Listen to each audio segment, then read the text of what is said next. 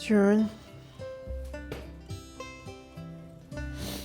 tell you a story that changed my life forever. It was picking time. We had a big crop of corn, and they had brought in folks from other plantations to help. And I remember Jim was a big man, and he was real strong, and he got to working hard all the time. They worked Jim so hard. Jim was singing that Still Away song all day long. Wasn't nobody else singing it but Jim. So we all knows there wasn't no camp meeting coming up. Well, when the overseers got ready to go eat their supper, they went in the barn. Now, we still out there working because you could still see. As soon as they closed the barn door, Jim threw down his tools. He said, "I'm leaving this place." Now, Jim knows he ain't supposed to leave the field. Ain't nobody told him to. So he headed on down the road, and before he can get out of sight, one of them overseers came out the barn and saw Jim. He said, "Hey, boy, get back here." Jim took off running. They was headed towards Bucktown, to the Bucktown store, and I had to follow because I was scared for Jim. Got down there to the store. The door was wide open, and I could see the overseer. He had Jim cornered in there. And there was some other men in there. He trying to get them to grab Jim and hold him so he could, to beat him for trying to run away.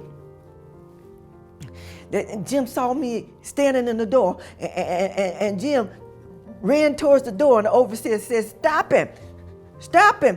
Don't let him get past that door." Y'all know I wasn't gonna try to stop that man from running away. But just then, the overseer picked up a 2-pound weight and threw it at Jim like to knock my head off.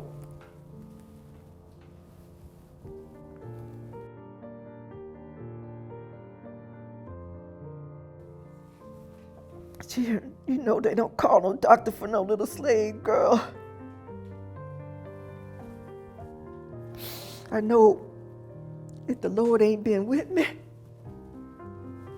I've been dead right there. They took me to my mama's cabin, and I laid there for weeks, half dead all the time. My mama and my daddy was praying for me. My daddy did what he could with his herbs and put some on my head. And I was in and out of being awake, and always praying, "Oh Lord, make me well again." Well, don't you know, when I was laying there half dead, that old man that called himself my master, he tried to sell me. I remember them old slave owners coming in there, poking on me. I said, "Nah." They said, "No, we don't want her. She ain't worth a 6 pence.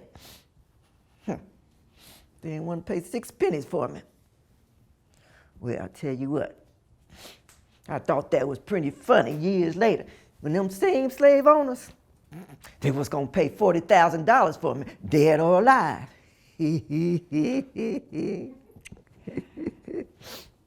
But I ain't never been the same since